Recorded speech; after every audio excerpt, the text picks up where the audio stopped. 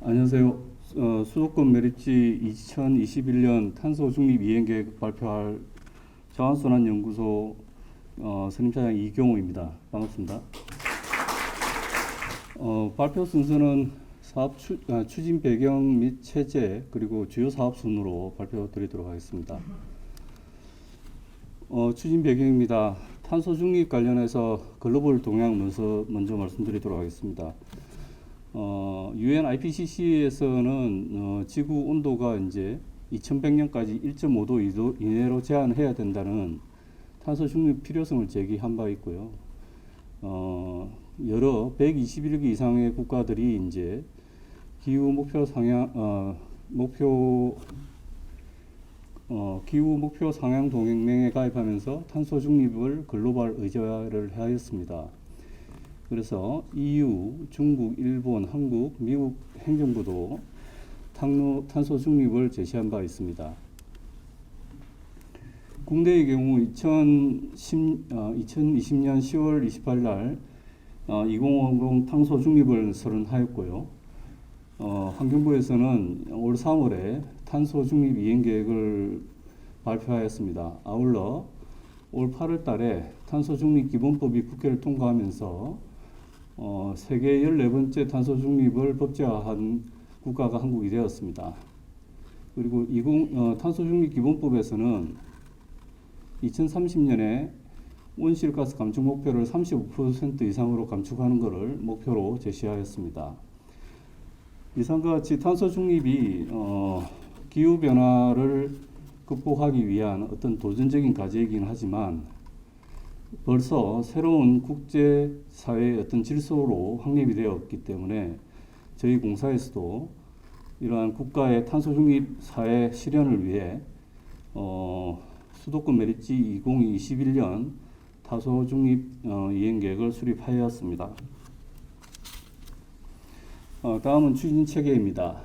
우리 공사는 2035년에 탄소 중립을 선도하는 자원순환 전문기관으로서의 어떤 비전을 제시하였고, 이에 따른 세 가지 추진 전략을 마련하였습니다. 첫 번째는 탄소 경영과 관련해서 탄소 경영 체계를 구축하고, 두 번째 온실가스 감축 사업을 5개 부분에 대해서 추진하고, 그리고 마지막으로 배출권 거래제 관련해서 배출권 거래제를 합리적으로 이행하고 제도 개선을 하는 부분으로 저희가 추진 전략 방향을 수립하였습니다. 탄소 중립 경영체계 구축 관련해서 첫 번째 2035년 탄소 중립 목표를 수립하였습니다. 35년에 예상되는 배출량 약 93만 4천 톤을 감축하는 것을 목표로 삼았습니다. 죄송합니다. 매립시설 분야 관련해서는 35년도에 배출 예상되는 양이 93만 4천 톤으로 예상되고 이를 35년에 다 감축하는 것을 목표로 잡았습니다. 20년에 배출되는 양은 매립시설에서 약 162만 5천 톤이 배출되고 35년에는 폐기물 매립량 감소로 약 93만 톤 정도가 배출되어 약 69만 2천 톤이 자연 감소하는 부분이 있습니다.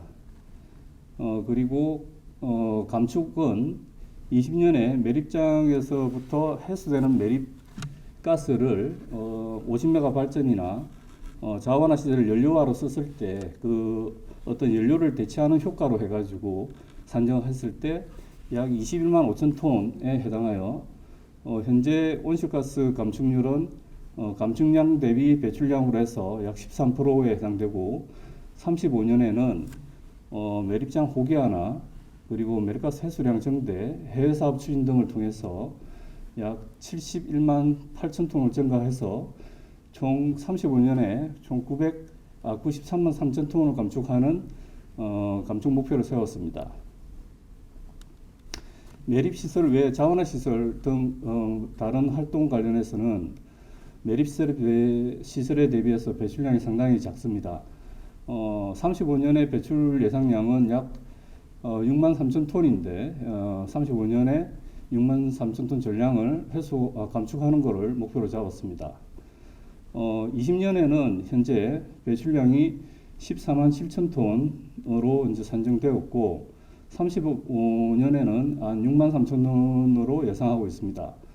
그래서 감축은 은폐수 처리에서 발생하는 바이오가스 회수 그리고 태양광 설치를 통한 어떤 발전을 해서 약 2만 톤을 추가 감축하는 걸로 해서 35년에 6만 3천 톤을 감축해서 100% 감축하는 것을 목표로 수립하였습니다. 다음은 탄소 중립 경영체제 구축 및 운영입니다. 공사는 온실가스 감축 TF팀을 작년 8월부터 운영하고 있습니다. 올해는 탄소 중립 경영체제를 좀 더 강화하기 위해서 탄소 중립 경영체제와 관련한 운영 전담 조직을 구성을 하고 그리고 올 8월 달에 내부 경영평가에 가감점을 반영하였지만 향후 기간평가의 어떤 지표로서 또 반영을 하여 온실가스 감축을 전사적으로 추진할 수 있도록 경영체제를 강화할 계획입니다. 아울러 우리 공사에서 탄소중립위원회에 직원이 파견되어 있는데 탄소중립위원회의 어떤 사업과 연계해서 사업을 추진할 수 있도록 연계 방안을 강구하도록 하겠습니다. 다음은 온실가스 감축 사업 추진 관련입니다. 현재 20년 온실가스 배출 현황입니다. 20년도는 온실가스 배출량이 약 177만 톤으로서 이 중에 매립설이 약 162만 5천 톤으로 약 91.7%를 차지하고 있습니다. 그리고 나머지 폐수 처리시설, 전력사용시설 등이 약 8% 정도 차지하고 있습니다. 35년 99만 9천 톤 감축을 위해서 우리 감축 사업은 5개 부분으로 나누어 18개 사업을 추진을 할 계획입니다. 물론 이제 이 사업에 한정되지 않고 추가로 더 사업을 발굴할 예정입니다. 매립설 분야에서는 현재 기획 단계에서 1, 2매립장 호기화도 검토를 하고 2매립장 VSL 개선, 간이 소각기 모니터링 이런 것들을 계획 단계에서 지금 추진 중이며 환원 정화 설비, 3매립장 VSL 시공 등을 통해 가지고 매립설 분야에서는 35년에 51만 3천 톤을 감축하는 것을 목표로 삼았습니다. 자원화 시설 분야는 태양광 설치를 지금 기획 중이고 침출수 처리시설, 은폐수 처리시설을 성능을 개선하는 부분을 등을 지금 진행 중에 있습니다. 자원화 시설 분야는 5만 9천 톤으로 해서 전체 35년도 기준 한 6% 감축하는 것을 목표로 잡고 있습니다. 외부 사업 관련해서는 해외에 온실가스 감축 사업 개발하는 것을 현재 기획 중에 있습니다. 35년에 9만 3천 톤 감축하는 것을 목표로 삼고 있습니다. 연구 사업은 수소 생산 기술 개발, 폐비닐 유화 기술 개발, 그리고 산림탄소 흡수원 개발 등을 계획하고 있으며 이를 통해 약 4천 톤 정도를 감축하는 것을 목표로 잡고 있으며 매립설 배출량 산정 방법 개선 관련해서는 약 32만 7천 톤 가량을 감축할 수 있을 것으로 기대합니다. 아울러 우리 공사에서 친환경 차량 구매 그리고 재력 건축물 에너지 설치 등 이런 사업들을 추진해서 추가로 온실가스를 감축할 수 있을 것으로 기대합니다. 다음은 부문별로 좀 구체적으로 사업을 살펴보도록 하겠습니다. 매립시설 분야입니다. 매립시설은 주로 매립가스를 회수해서 에너지원으로 활용하는 부분과 그리고 매립장 호기화를 통해 가지고 온실가스 배출량을 메탄 배출 발생량을 없애는 부분 그런 것으로 해서 총 51만 3천 톤을 감축하는 부분입니다. 호기화는 사용 종료가 오래된 매립장에서 매립가스 회수량이 점점 작아지는 1매립장 그리고 향후 바이오리액터 환원정화 설비 운영으로 이제 가스 발생량 감소하는 2매립장에 대상으로 적용을 할 수 있을 것으로 예상합니다. 이러한 부분에 대해서는 지금부터 검토를 해서 유관 부서들이 협업해서 추진을 해야 될 필요가 있을 것으로 판단됩니다.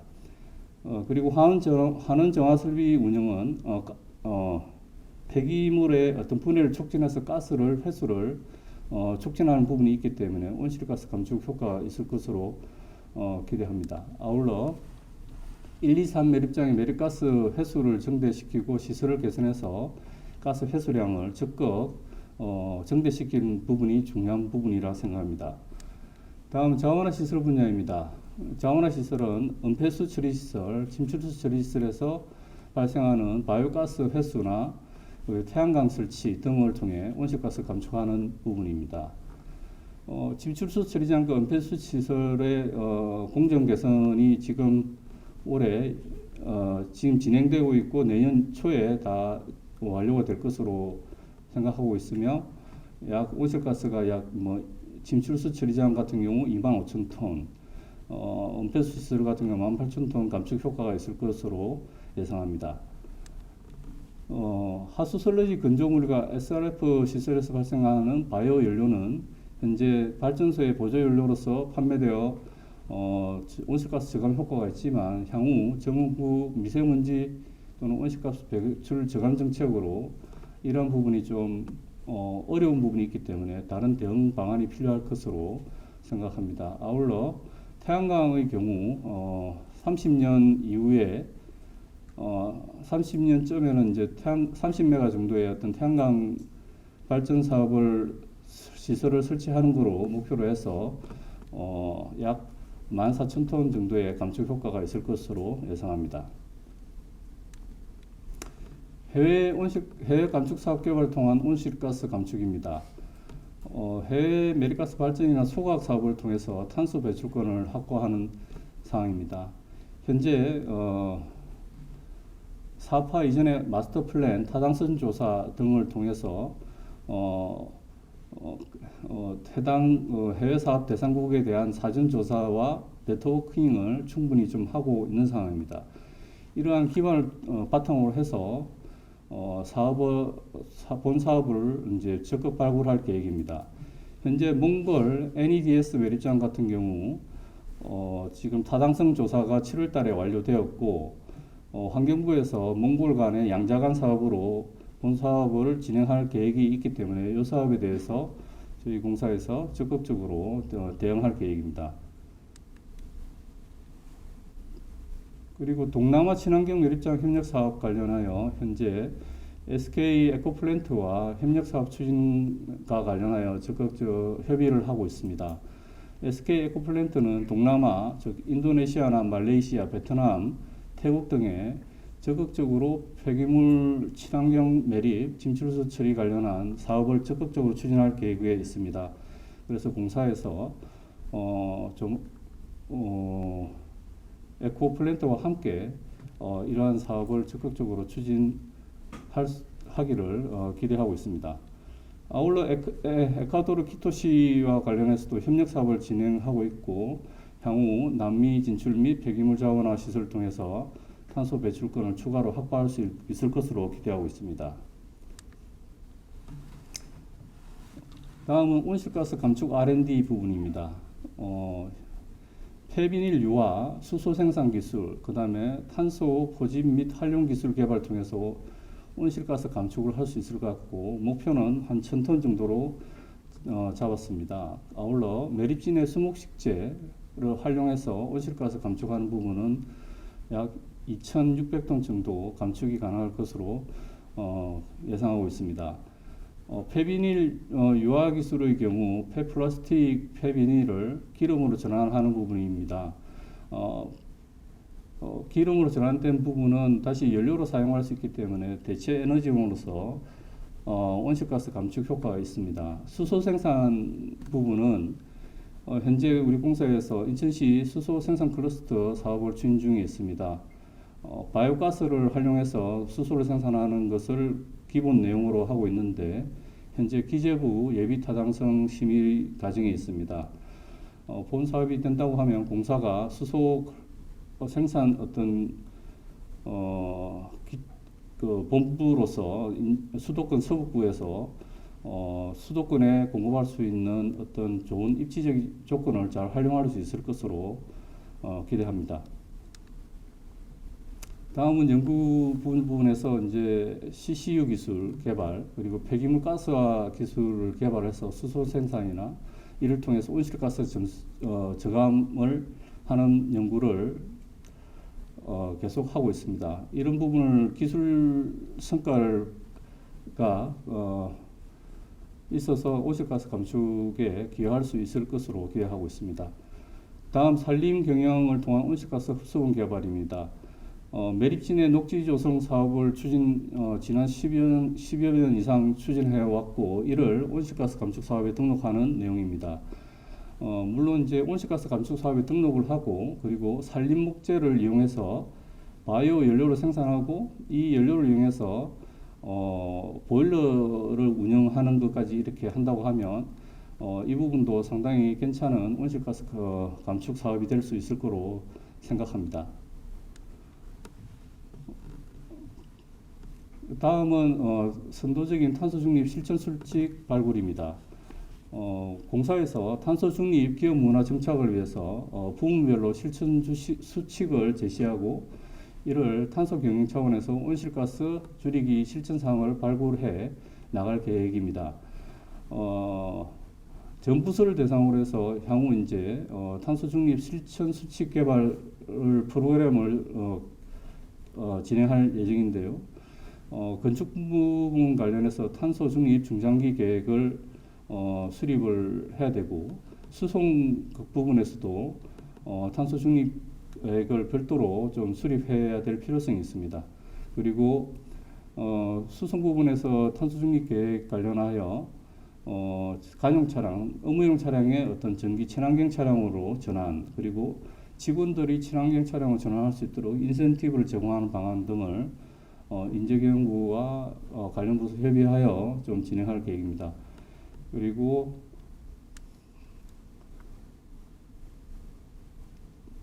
탄소 중립 실천 수칙은 내부 경영 평가 등과 계속 연계해서 이런 추진 동력을 계속 확보할 계획입니다.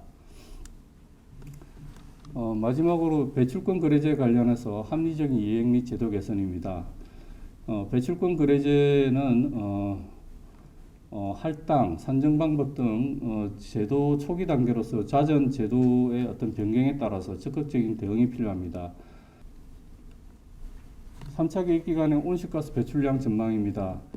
3차 계획기간에 총 5년간 약 770만 톤 정도가 배출될 것으로 예상되고 있고요. 할당된 양은 약 610만 톤 정도입니다. 그래서 저희 매립장 같은 경우 약 150만 톤이 초과될 것으로 예상하고 있습니다. 이에 대해서 적극적으로 대응해서 좀 더 배출량을 줄일 수 있도록 노력하도록 하겠습니다.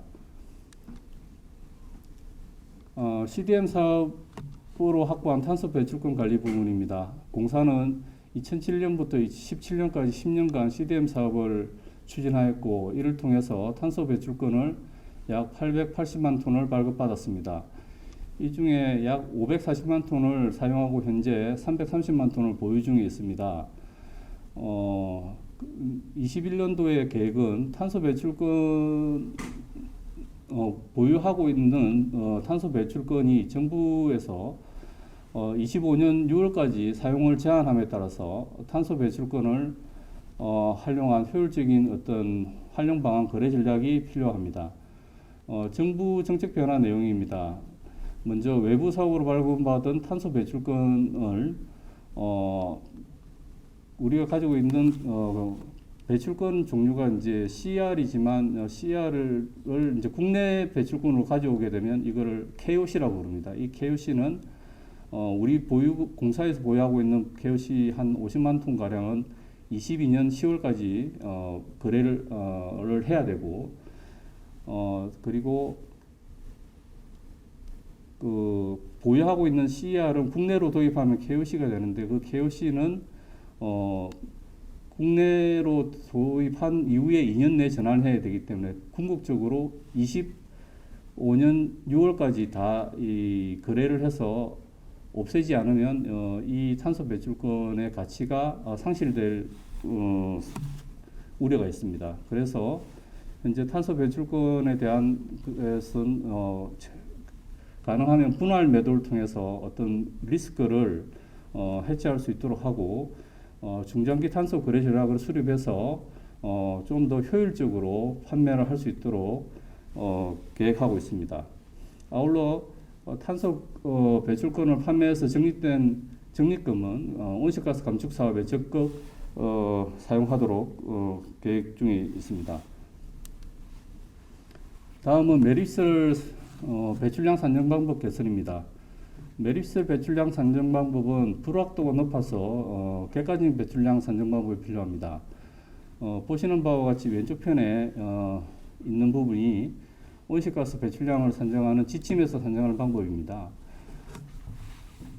지침에서는 이론적인 발생량을 폐기물 매립량과 관련해서 연계해 가지고 산정을 하고, 이 중에 이제 회수된 양을 뺀 나머지 미회수량이 대기로 방출하는데, 대기로 방출하는 과정에서 복토층에서 산화율이 10% 정도만 일어나고 나머지가 배출된다라고 생각하고 있습니다.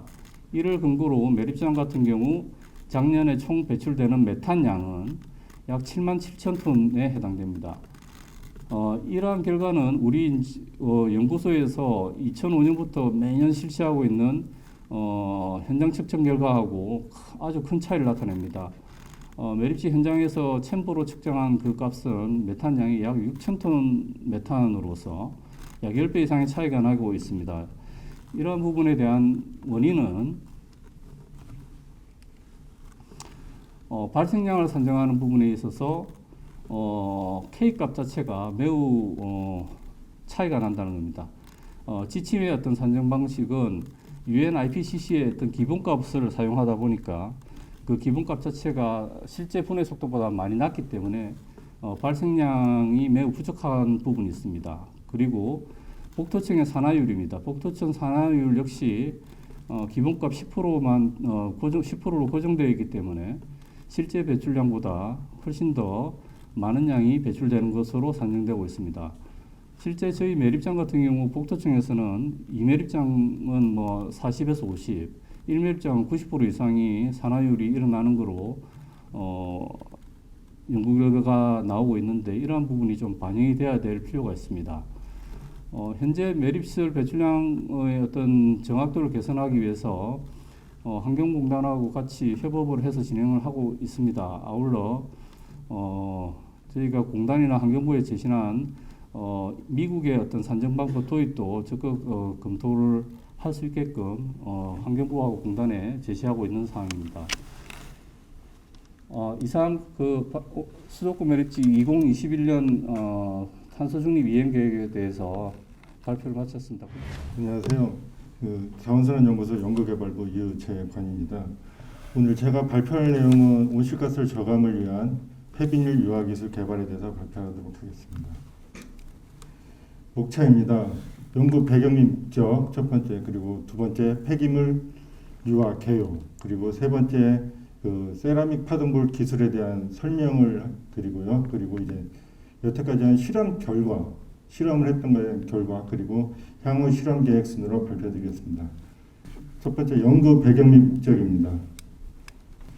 추진 배경은 폐비닐 폐플라스틱 같은 경우는 이제 폐비닐 폐플라스틱의 원활한 처리, 그리고 에너지 회수를 위해서 이제 자원순환 체계를 구축하는 것이고, 이것은 민간 기업과 공동 연구입니다. 따라서 폐비닐 유화 기술 실증 연구에 대해서 공동 연구를 수행하는 것이고, 세부 연구 내용은 유화 기술 적용을 위해서 이제 전처리 기술, 어떤 전처리 기술이 타당할 것인지 이런 그 부분하고, 여기서 나온 잔재물이 생깁니다. 잔재물을 어떻게 재활용할 것인지, 그리고 이 폐비닐 유화 시설에 대한 검증 부분이 되겠습니다. 두 번째 폐비닐 유화 개요입니다. 폐비닐 유화라는 것은 우리가 플라스틱이나 폐비닐을 이게 외부에서 열을 가하거나 외부에서 에너지를 가하면은 분해가 됩니다. 분해가 되면 가스 형태, 그리고 액체 상태인 분해유 상태, 그리고 고체 상태인 차 상태가 생깁니다. 여기서 1차 분해만 가진 생긴 분해유는 우리가 생각하면 그냥 벙커시유라고 보시면 됩니다. 벙커시유에 온갖 이물질이 혼입되어 있는 이런 거고, 이것을 정제 과정을 거칩니다. 정제 과정을 거치면 정제유가 생산되고, 정제유는 근데 이제 이 문제가 생깁니다. 왜냐하면은 여기에서 생산된 정제유는 보통 경유 대체로 사용하는데, 경유 대체로 사용하기 위해서는 휘발성이 강한 물질들을 날려가지고 이 나프타를 별도로 추출을 해야지 이 정제유를 경유로서 경유 대체로 사용할 수 있게 되는 것입니다. 그러면 여기서 이제 정제유나 나프타는 어떻게 활용하는 것이냐, 산업에서 이 부분을 보시면은 이 열분해에서 생산된 나프타 그리고 정제유는, 이 정제유는 산업용 연료로서 등유나 경유 대체로 사용하는 것이고, 이 나프타는 이제 화학회사 원료 또는 정유회사의 원료로 사용하게 되는 것입니다. 또한 여기 정제유도 정유회사의 원료로도 쓸 수 있게 됩니다. 그러면 정제유의 품질은 어떤 것이 좋고 어떤 것이 이제 나쁜가를 품질 기준을 보면은, 휘발유라든지 이런 것은 탄소, 수소, 산소 외에는 다 그냥 이물질이라고 보시면 됩니다. 그래서 그리고 이제 탄소수 범위라고 하는 게 있는데, 여기 보시면 이 탄소수가 아까 1차 분해만 하면 벙커시유급이 되고, 정제를 해서 이제 정제유, 나프타 이렇게 되는데, 탄소수 범위가 경유, 그러니까 C15나 뭐 이 정도에서 이상 되면은 경유로서 쓸 수 있는 것이고, 이게 범위가 넓어져 가지고 이 벙커시유나 이런 것들이 정제를 했어도 이런 것들이 혼입되어 있다면은 이제 기름에 있어서 품질에서는 좀 나쁜 편이 되겠습니다. 그리고 이물질 중에서 이제 가장 문제되는 것들은 이 황. 근데 이제 폐비닐 플라스틱 같은 경우는 황이 거의 발생하지 않습니다. 단 이제 원료 중에서 폐타열을 이제 재활용할 때는 열분해에서 유화를 할 때는 황의 문제가 되는 부분이고, 가장 문제되는 부분은 염소입니다. 폐기물 관리법에는 염소에 대한 기준이 없는데, 이 정유회사나 화학회사의 원료 아니면 산업용 연료 쓸 때, 이럴 때는 염소를 기준치가 있습니다. 기준치가 상당히 낮습니다. 한 50에서 최대한 150 이하여야지 쓸 수 있게 자기네들 허용 기준을 그렇게 제시하고 있고, 그 다음에 수분, 그러니까 이것은 기름에 포함된 수분입니다. 그리고 왁스화 현상이라는 것은 열분의 유화를 시켰는데 이것이 유화가 된 게 다시 굳게 돼서 고체가 되는 것입니다. 그리고 이물질 중에는 이제 우리가 껌댕이라고 하는 까만 탄소 덩어리들, 그리고 회분 이런 것들이 포함되면은 기름의 정제유 품질에 나쁜 영향을 미치게 됩니다. 그러면 이제 민간기업과 같이 공동연구라고 하는데, 일반적으로 열분해 유화 기술하고 이 세라믹 파동볼 기술에 대해 차이에 대해서 설명드리겠습니다. 보통 1차 분해로는 이 열분해 같은 경우는 회전식이고 로타리 킬링입니다. 원통형처럼 되어 있고, 이게 회전하면서 열분해 반응을 일으키는 것인데, 저희랑 같이 민간 세라믹 파동볼 기술은 고정식입니다. 이게 분해로가 회전하거나 이러진 않습니다. 그리고 여기서는 열분해는 열에 의해서 분해를 시킨다면, 여기는 주 반응이 자외선 파장에 의해서 분해를 시키는 것입니다. 그리고 에너지원은 열분해는 경유 또는 LPG, 그리고 열분해에서 생산된 나프타 또는 가스를 에너지원으로 쓰는 데 비해서 세라믹 파동볼 기술은 전기 히터봉을 가열하기 위한 전기만을 사용하게 됩니다. 따라서 반응 온도는 열분해는 한 400도씨 플러스 마이너스 뭐 오차가 있겠지만은, 근데 이제 세라믹 파동볼 기술은 한 270도 내외에서 반응을 하게 되고, 가스 발생량은 세라믹 파동물 기술이 현저하게 적은 것으로 현재까지 파악되고 있습니다. 그리고 잔재물은 열분의 유화에 비해서 잔재물은 많이 생기고, 그리고 이제 여기서 생산된 정제의 품질 부분에 있어서는 가장 큰 차이를 보는 게 유동점입니다. 유동점. 그러니까 유동점 영하 20도라는 것은, 영하 20도 이하라는 것은 겨울철에도 얼지 않는다는 뜻입니다.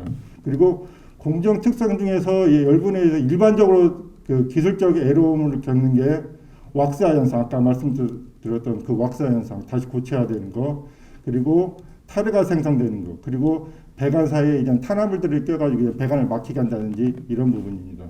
근데 저희가 현재까지 파악해 보는 세라믹 파동볼 기술에서는 이러한 기술적 문제점은 발견되지 않았습니다.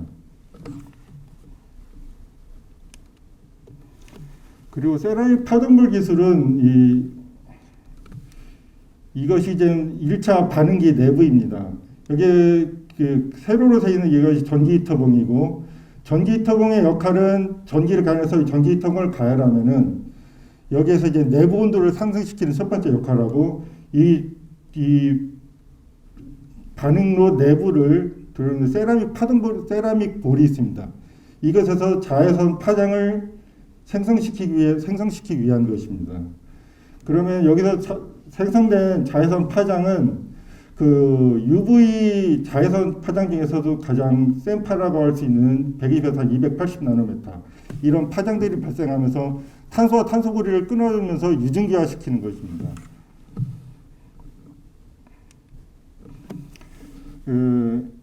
이 그림은 이제 세라믹 파동볼을 가열했을 때 이러한 자외선 파장들이 불연속적인 자외선 파장들이 생성된다는 것이고요. 그림이 깨졌구나.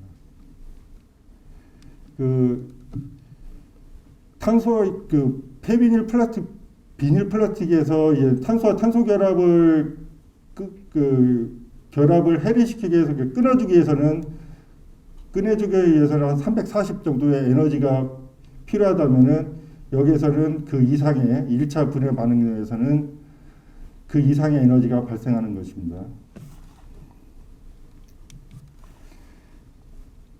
이것들은 폐비닐 플라스틱을 반분해, 그러니까 파장에 분해시킬 때 280에서 한 380 나노메타의 파장 에너지가 필요한데 1차 분해 반응에서는 120에서 224, 280 이 정도까지 나오기 때문에 파장을 자외선의 파장에서 비닐 플라스틱이 분해되는 것보다 훨씬 더 강한 에너지가 방출된다는 것입니다. 이것은 분해 처리 공정도입니다. 이것은 1차 분해 공정도인데요.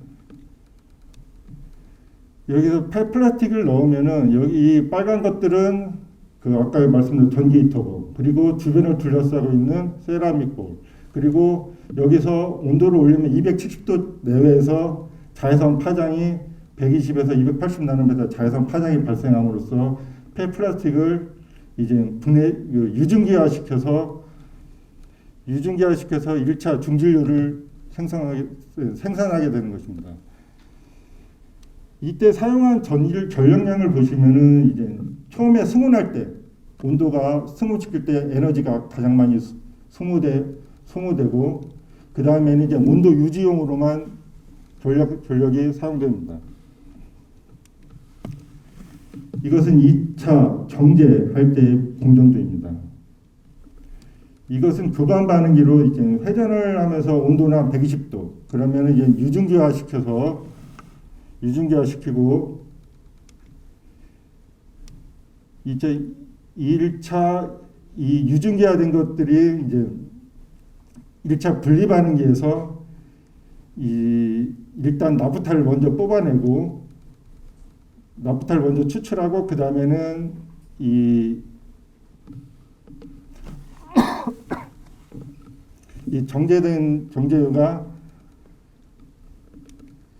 2차 또 정제를 함으로써 이제 우리가 원하는 이제 경질유를 생산하게 되는 것입니다.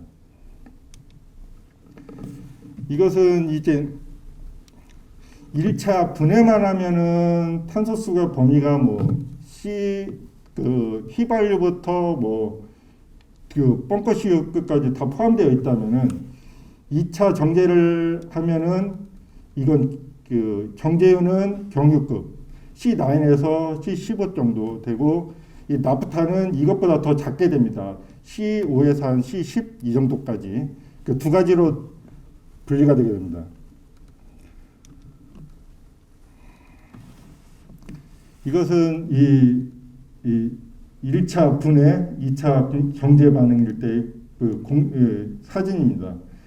1차 분해는 폐플라스틱을 이 분해유, 중질유급으로 만들고 2차에서는 중질유를 다시 경질유로. 이때 사용되는 전력량은 1차에서 한 200kW, 2차에서는 100kW인데 100kW 정도가 사용됩니다. 시간당. 예, 그리고 이제 실험 결과를 발표하겠습니다. 대상시료는 그 환경공단에서 제공한 세척 영농 폐비닐. 세척 영농 폐비닐은 우리가 이제 밭에서 쓰는 그 까만 비닐봉지를 그 2차 세척하고 건조해서, 그러니까 수분은 거의 포함되어 있지 않은 상태고요. 육안으로 봤을 때 이물질이 거의 존재하지 않았습니다. 그리고 이 투입 방법에 있어서 압축을 하지 않았기 때문에 시설 용량 대비 상당히 적은 양이 들어간 부분이고, 그 비닐 플라스틱은 이것은 추정치입니다. 95% 이상은 되지 않을까 하는 부분이고, 그리고 이제 외부에서 선별을 진행했습니다. 선별을 해서 선별된 성상을 조사했더니 비닐 플라스틱이 한 89% 정도 나왔고, 이 선별 방식은 타격 방식으로 했고, 대상 폐기물은 EPR하고 재활용 선별 잔재물 이를 대상으로 했고, 이것은 포천 선별장에서 진행을 했고, 여기 마지막에 있는 미선별 폐비닐은 저희 SRF에 반입되는 그 폐비닐입니다. 실험 방법은 이게 투입되는 무게 그리고 반출된 잔재물 무게는 그 수도권 매립된 무이계량 시스템 사용했고, 분해유 양은 이 1차 탱크에서 이제 튜브, 목시 튜브를 육안으로 확인을 한 부분이고, 전력 사용량은 한국전력에서 시간당 전력 사용량을 확인할 수 있습니다. 그것은 실험했던 거고요. 이제 영농 폐비닐은 톤백에 담아서 넣고 그때 생긴 잔재물입니다. 그리고 선별 폐비닐을 넣었을 때 잔재물, 육안으로도 확연하게 차이가 나는 것을 볼 수 있습니다. 실험 결과입니다. 세척 영농 폐비닐을 넣었을 때 2톤을 넣었습니다. 2080kg를 투입했을 때 중질유가 한 78% 무게 대비, 그리고 잔재물은 80kg가 나왔습니다. 그러니까 투입 대비 한 4%도 채 잔재물이 나오지 않았습니다. 그리고 선별 폐비닐을 투입했을 때는 이 폐비닐의 이 성상을 한 90%로 봤는데, 이거 세척 영농 폐비닐은 95%고 선별 폐비닐 약 90%를 봤는데, 잔재물 양을 보면은 선별 폐비닐 했을 때 잔재물 양이 투입 폐기물 대비 한 30% 정도가 잔재물로 나옵니다. 그 원인은 우리가 그 과자 봉지나 라면 봉지, 뭐 그리고 이제 커피 봉지 이런 것들은 폐기물 분류상에서 성상 분류할 때는 그 비닐 플라스틱을 비닐로 분류하는데, 이게 알루미늄 호일에 이제 글자를 인쇄하고 이제 그 다음에 이제 피로 이제 약간 살짝 코팅한 그것입니다. 근데 이런 것들은 이 반응기에서는 알루미늄 호일은 그대로 남게 됩니다. 그리고 이제 비닐 플라스틱 중에서도 혼합되어 있는 게 있습니다. 그 비닐 플라스틱 중에서 이제 혼합 포장 용기라든지 아니면은 비닐 플라스틱 중에 무기 물질이 많이 들어있는 것들이 있습니다. 그런 것들에서 잔재물의 양이 차이가 나고, 미선별 폐비닐을 했을 때는 그 잔재물이 한 45% 정도가 나오게 됐습니다. 그리고 2차 정제를 했을 때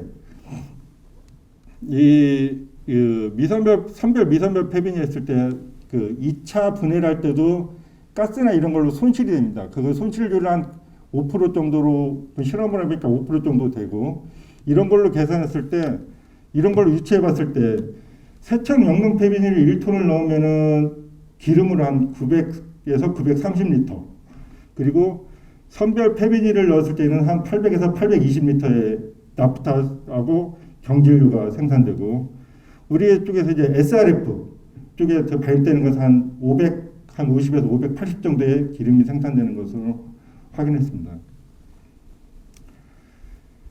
그리고 이제 이때 생산된 기름의 품질입니다. 여기 보시면 잘 안 보이실 텐데요. 잔류탄소분, 그 다음에 수분, 그 다음에 침전물, 그리고 회분, 이런 것들이 거의 존재하지 않았고, 경질유에서는 이제 유동점은 마이너스 영하 33도, 그러니까 한겨울에서도 쓸 수 있다라는 부분이고요. 근데 이제 이것을 정유회사라든지 아니면 그 발전소에서 할 때 가장 큰 문제를 제기하는 게 염소분입니다. 염소분이 189 ppm, 나프타에서는 380, 거의 나프타에서는 거의 2배 정도가 나오게 됐습니다.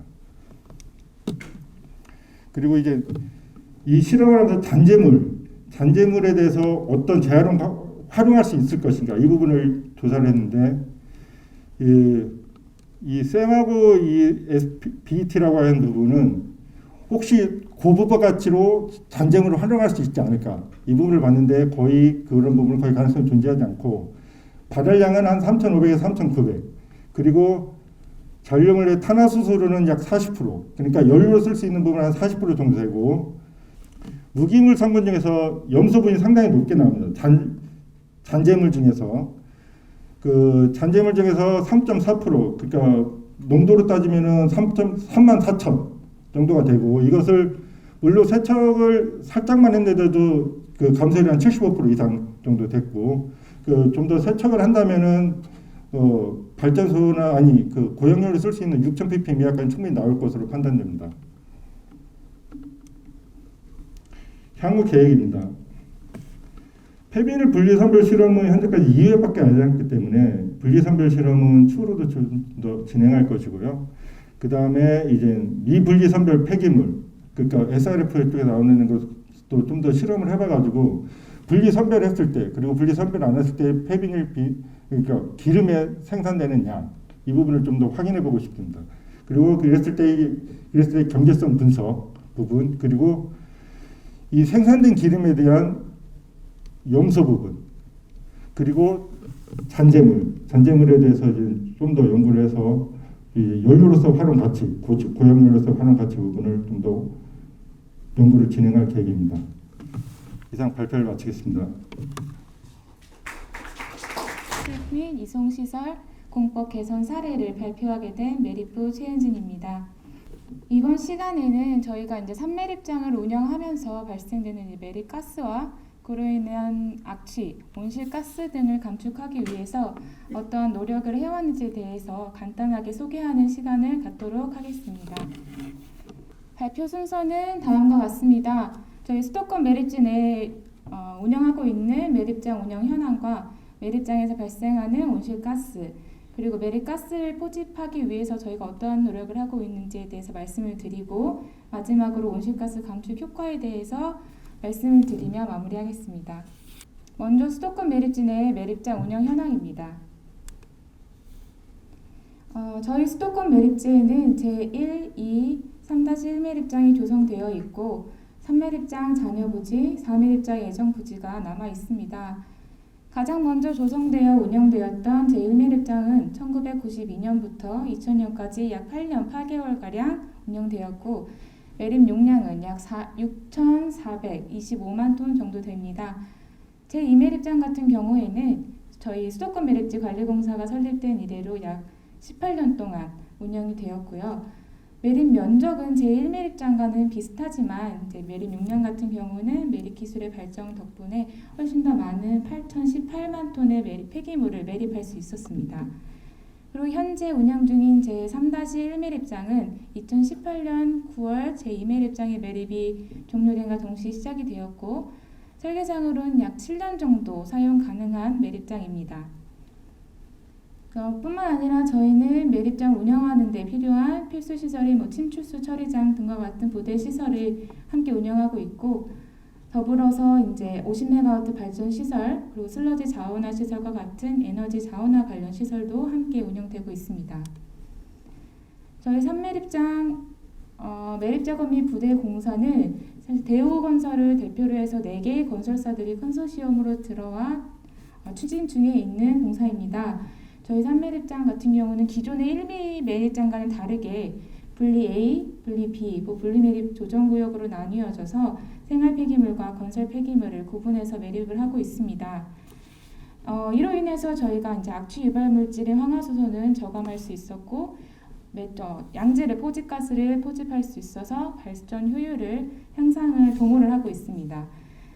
또 저희 공정에는 폐기물 매립공, 매립가스 포집공, 환경영향 저감공 및 시설물 유지 관리 공과 더불어서 총 11개의 공사를 함께 진행을 하고 있습니다. 저희 수도권 매립지 산매립장에는 현재 수도권 3개 시도 64개 시군구의 폐기물을 반입해서 처리를 하고 있습니다. 저희가 이제 매립 중에는 비산먼지라든지 악취 문제를 저감하기 위해서 살수, 탈취 작업을 꼭 진행을 하고 있고 폐기물 매립이 완료된 후에는 노출되는 폐기물들이 없도록 당일 매립 구간에 20cm씩 일일 복도를 진행하고 있고 매립 작업에 따라서 법적 기준보다 강화된 50cm의 중간 복도를 실시하고 있습니다. 또 매립 작업에 이제 부산물인 침출수 같은 경우에는 저희가 이제 침출수 집배수 시설과 펌프장을 거쳐서 침출수 처리장으로 이송시켜 처리를 하고 있고 매립가스 같은 경우에는 저희 매립장에 설치되어 있는 수지가스 포집정 239개소를 통해서 50메가와트 발전시설로 이송하여 처리를 하고 있습니다. 혹여나 포집되지 못하는 사각구역이 발생하여 미포집되는 가스가 나왔을 때는 간이 소각기를 설치해서 저희가 전량 소각함으로써 외부로 그대로 노출되는 것이 없도록 최선을 다해 관리를 하고 있습니다. 그럼 저희 매립장에서 발생하는 매립가스들은 어떠한 경로로 발생이 되고 또 어떠한 성분들이 존재하는지에서 간단히 설명드리겠습니다.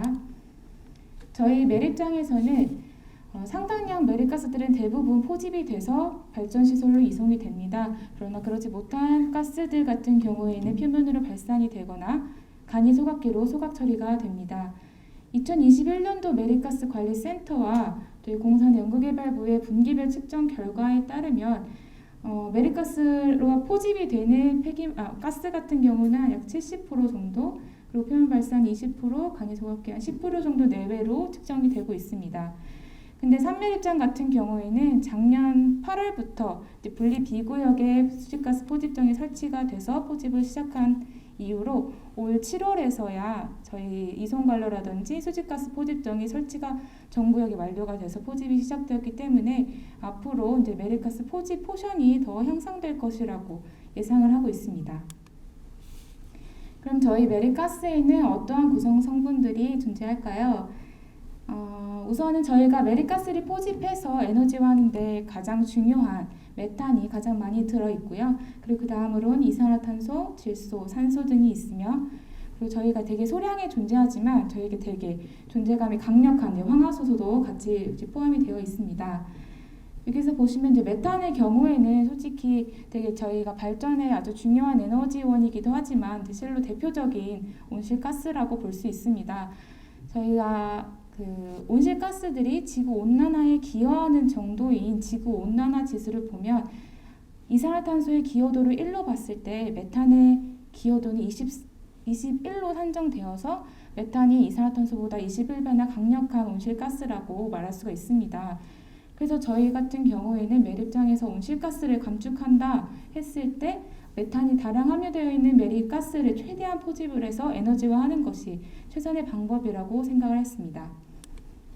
그래서 저희는 매립장에서 매립가스를 최대한 포집을 해보고자 여러 가지 시도들을 노력을 해왔고요. 지금부터 한 3가지 정도 사례를 말씀드리도록 하겠습니다.